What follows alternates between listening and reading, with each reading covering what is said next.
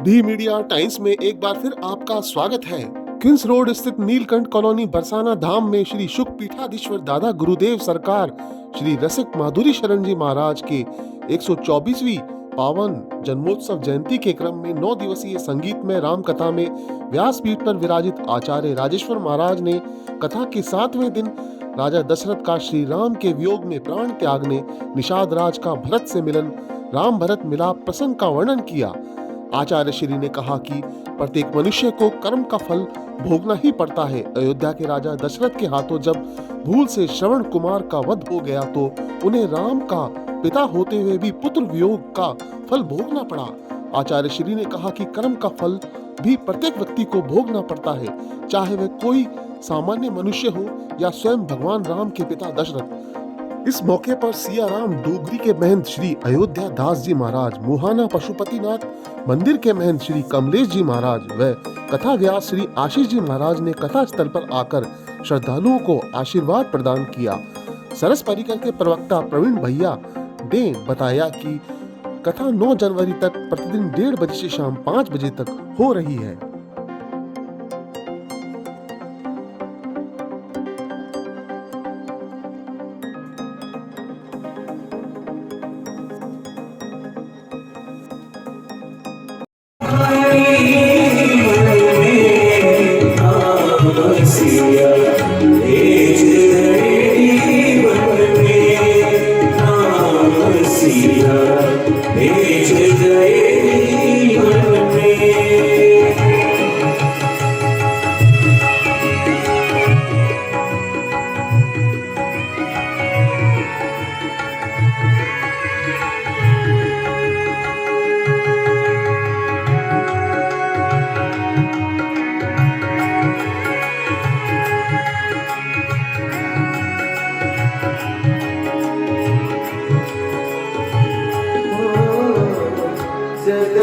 भगत तेरो आयो, जगति भगत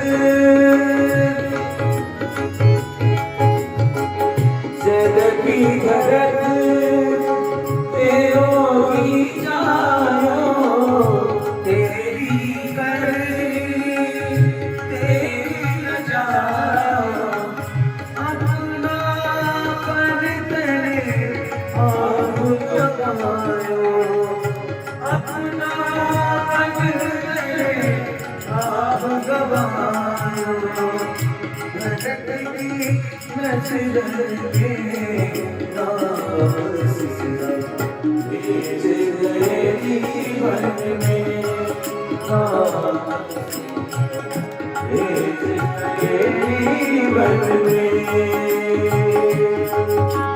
मार्ग क्यों नहीं दिया?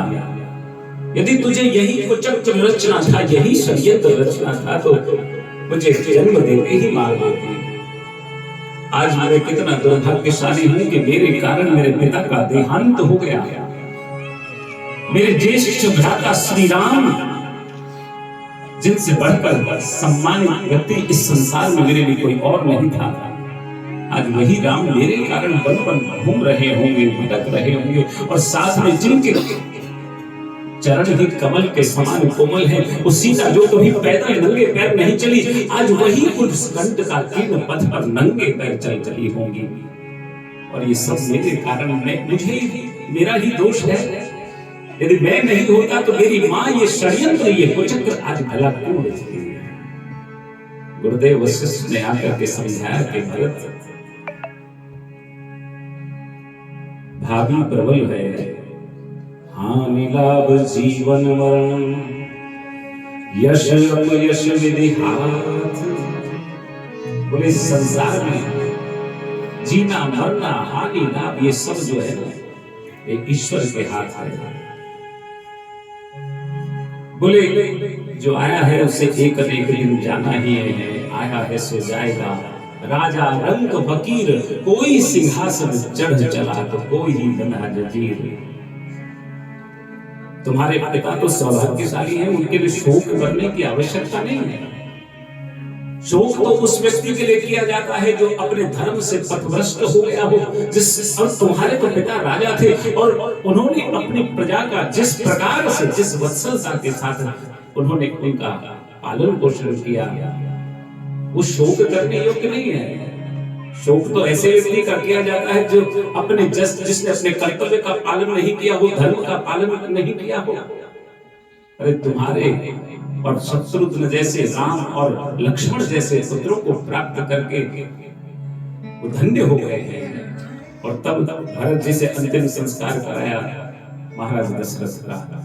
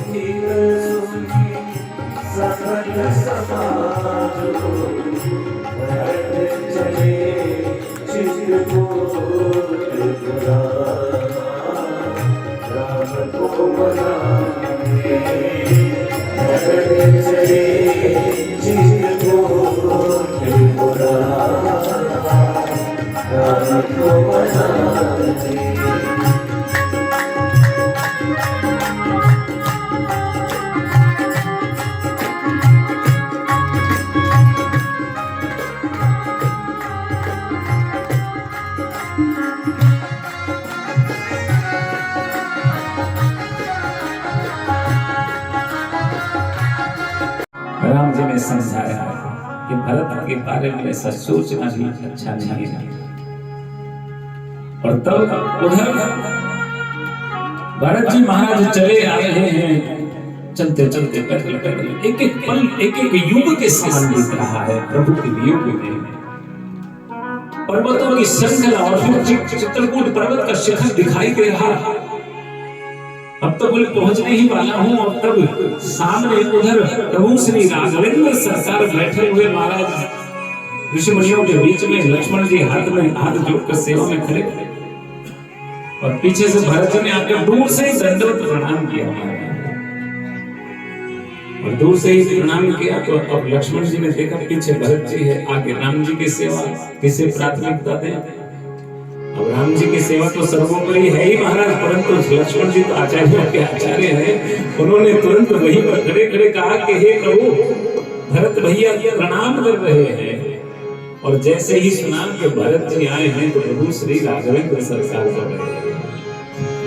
कहत सप्रेम नाई बहिमा, कहत सप्रेम नाई बहिमा, प्रणाम करत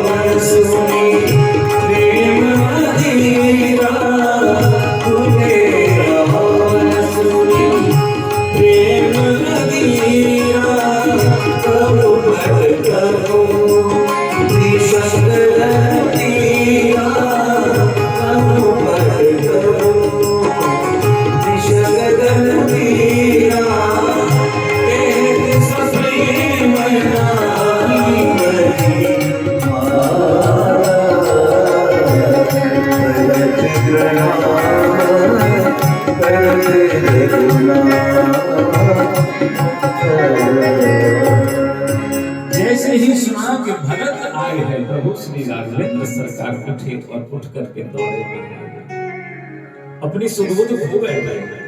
भरत के आगमन का जब समाचार सुना,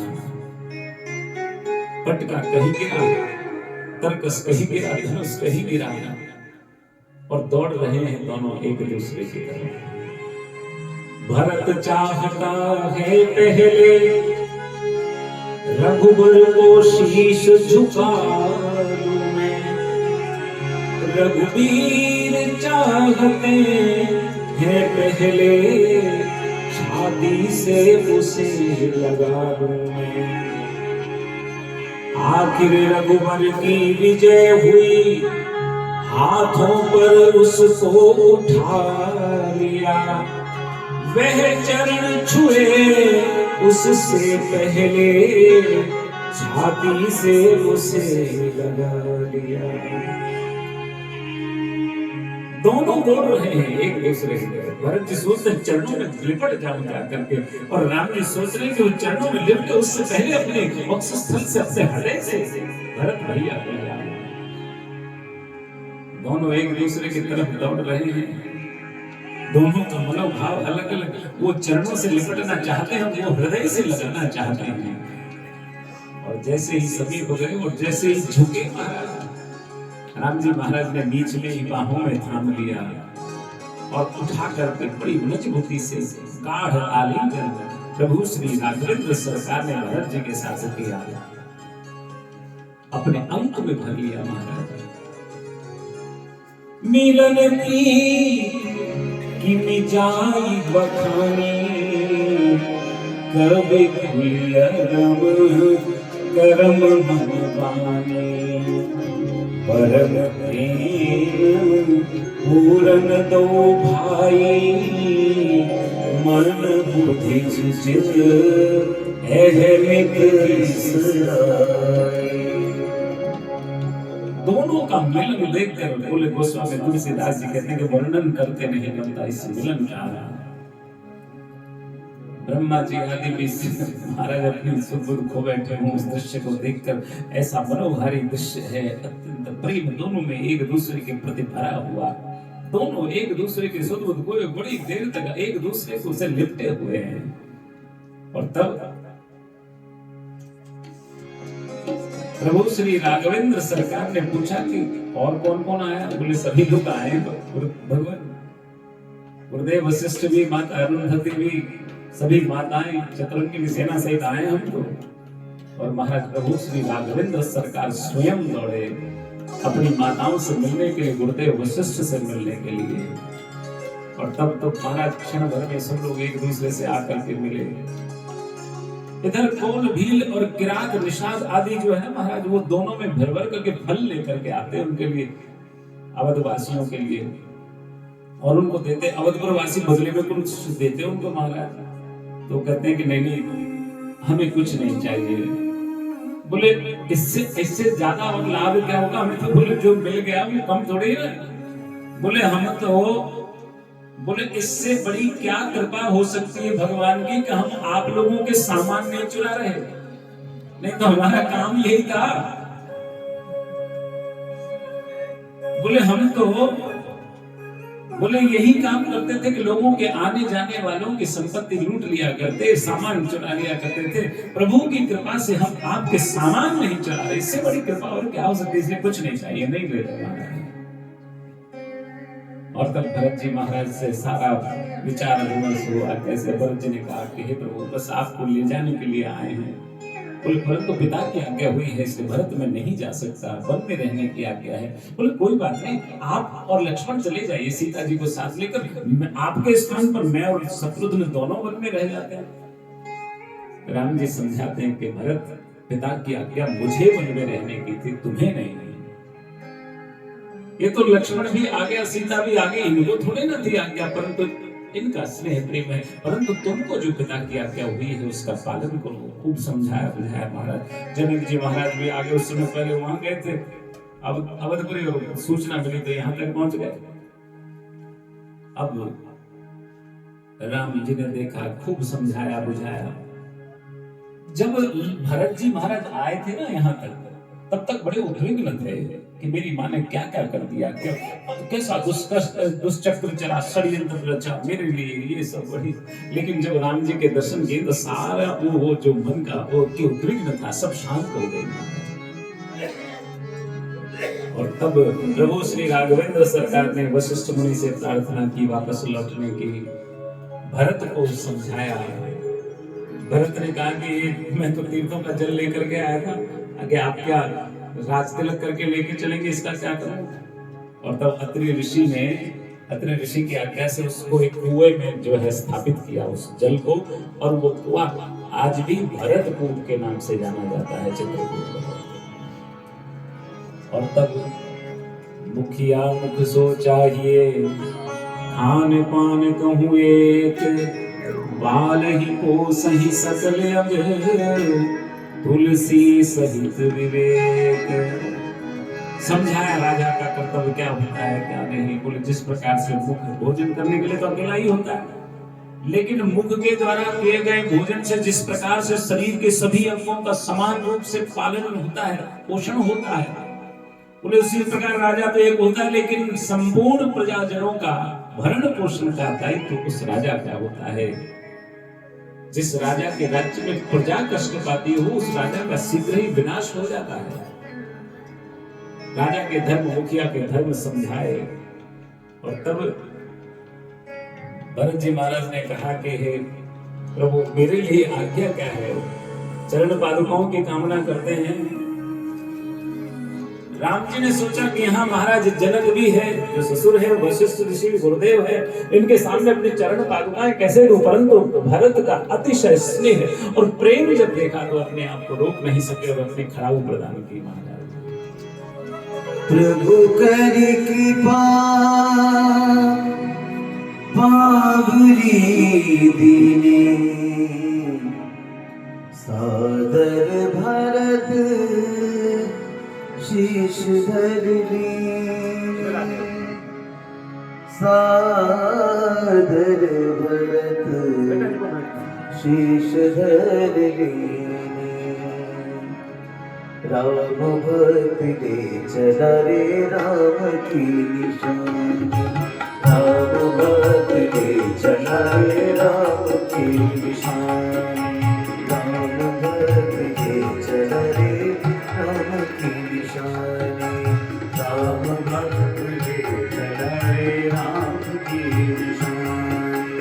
शीश देखना और अखियों में पानी, शीश देखना और अखियों में पानी, राम भक्त ले चला रे राम की निशानी, राम भक्त ले चला रे राम की निशानी।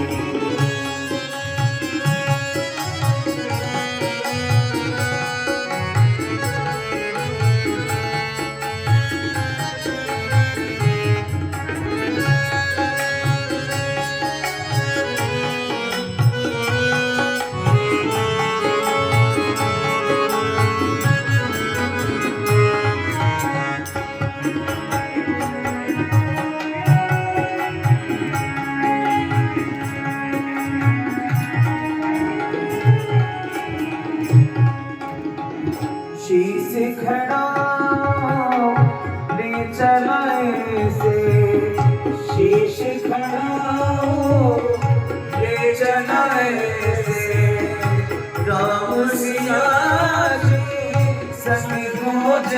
से नाम सिया जी संग हो जैसे अभी इनकी छाँव में रहे राजधानी अभी इनकी छाँव में रहे राजधानी राम भक्त ले चला रे राम की निशानी राम भक्त ले चला रे राम की निशानी।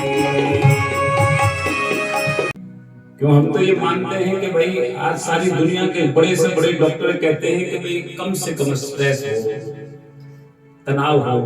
और तनाव कब होता है? जब हम वर्तमान में रहें, प्रेजेंट में। हम मुश्किल से अगर 14 घंटे जागते हैं ना, तो उसमें से 2 घंटे भी प्रेजेंट में, वर्तमान में नहीं रहते। या तो पास्ट या फ्यूचर जो हो चुका है उस पर चिंतन करते रहेंगे, उसकी चिंता करते रहेंगे, या जो अभी हुआ ही नहीं है उसका चिंतन करते रहेंगे। अब प्रेजेंट में रहने के लिए मैं कहता हूं कि आप यहाँ बहुत सारे लोग जो नियमित रूप से पहले दिन आए, उसके बाद नियमित रूप से आ रहे हैं। हम 3 घंटे 4 घंटे कथा करते हैं। मैं कहता हूं कि 2 घंटे भी हमने प्रेजेंट में रख लिया, आपको वर्तमान में रख लिया, तो नो स्ट्रेस, कोई तनाव नहीं। और जिन ज्यादा तनाव रहता है तो देखिए तनाव के कारण पल्पिटेशन बढ़ता है, हार्ट पेशेंट्स लोग कोरोनरी आर्टरीज में जो है ब्लॉकेजेज होने लगते हैं, ब्लड में लैक्टिक एसिड बढ़ने लगता है, वेव पैटर्न हमारा डिस्टर्ब हो जाता है। जो अल्फा वेव होनी चाहिए उसकी जगह बीटा वेव नॉन, और वो भी अगर ईजी कराएंगे तो आड़ी तिरछी जो है आएगी। तो दुनिया भर की समस्याएं, लोग डिप्रेशन में चले जाते हैं, डायबिटीज की शिकायत भी बहुत स्ट्रेस होने से होने लगती है। इतनी सारी बीमारियां, तो हम तो कहते हैं कि 4 घंटे कदम में रखकर भाई भगवान से हम आपको मिलाएं या नहीं मिलाएं, कम से कम 4 घंटे प्रेजेंट में रखने की गारंटी हम लेते हैं।